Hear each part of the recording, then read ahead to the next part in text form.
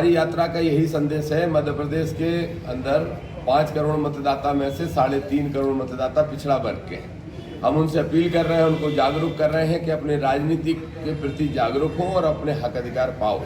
सिर्फ सरपंच और पार्षद बनने से काम नहीं चलेगा।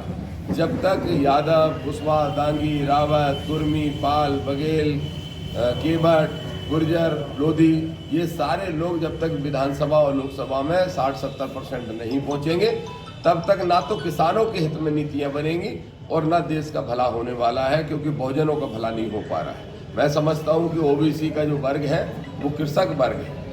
90% किसान ओबीसी वर्ग से ही आता है। तो अगर ओबीसी का भला होगा तो किसानों को भी भला होगा। तो इन सारी मांगों को लेकर हम भोपाल जा रहे हैं। जातिगत जनगणना कराना है, पिछड़ा वर्ग के लिए तत्काल प्रभाव से 27% आरक्षण लागू कराना है, विधानसभा लोकसभा में 50 से 60% सीटें ओबीसी के लिए लागू कराना है और किसानों के क्रेडिट कार्ड की कर्जा माफी कराना है और जो प्रमोशन है उसमें रिजर्वेशन लागू कराना। इन 5 मांगों को लेकर हम भोपाल जा रहे हैं, बड़ा आंदोलन करेंगे, पूरे प्रदेश में यात्रा घुमा रहे हैं।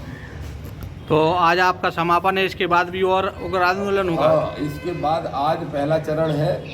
पहले चरण का समापन दतिया में हो रहा है। दूसरा जो चरण होगा उसमें बुंदेलखंड का राउंड है। बुंदेलखंड होते हुए और आपका पिछोर, चंदेरी, मुंगावली, गुना, दिग्विजय सिंह वाला जो क्षेत्र है, हमारे प्रिय नेता हैं दिग्विजय सिंह, उनके क्षेत्र में होते हुए हम भोपाल पहुंचेंगे और भोपाल में जाके एक धरना करेंगे।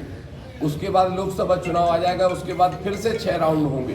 पूरा प्रदेश का एक एक कोना हम छोड़ेंगे नहीं, सारा छान मारेंगे और फिर जाके बैठ जाएंगे दिल्ली के जंतर मंतर पे और फिर मोदी जी से कहेंगे कि हमारा हक दो, नहीं तो कुर्सी खाली करो। अभी जैसे गुप्त सूत्रों से जानकारी मिल रही थी, आप लोकसभा की भी तैयारी कर रहे हैं? गुप्त नहीं, उजागर सूत्र है। मैं ग्वालियर से जो मैं करता हूँ बड़े धड़ल्ले से करता हूँ। मैं तो अपने जीवन में क्या क्या धड़ल्ले से कर चुका हूँ सबको पता है। तो मैं जो करता हूँ वो धड़ल्ले से करता हूँ। तो और लोकसभा का चुनाव मैं ग्वालियर से लड़ने की घोषणा कर चुका हूँ। अब संभावना ये बन रही है कि इंडिया गठबंधन का मैं प्रत्याशी बनूंगा, तो प्रसन्नता होगी। नहीं तो देखेंगे जैसे समीकरण बनेंगे वैसा निर्णय लिया जाएगा। विगत 28 तारीख से दतिया से पिछड़ा अधिकार यात्रा की शुरुआत की गई थी। ये यात्रा का पहला चरण है जिसकी हमने 28 से शुरुआत की और लगभग 14 विधानसभाओं में सभाएं, किसान सम्मेलन करते हुए हम कल भांडेर पहुंचे थे। भांडेर में भी सभा हुई और अभी जाके दतिया किला चौक पे इसका समापन करने का काम करेंगे। ये पहला चरण समाप्त होगा। ऐसे भी 7 चरण मध्य प्रदेश में और होना है। इस यात्रा के माध्यम से मध्य प्रदेश की सरकार से हमने अपील की, आग्रह किया है, मांग की है कि मध्य प्रदेश के अंदर जातिगत जनगणना कराई जाए, पहली मांग। दूसरी मांग, जब तक जातिगत जनगणना नहीं हो जाती तब तक 27% पिछड़ा वर्ग को आरक्षण दिया जाए।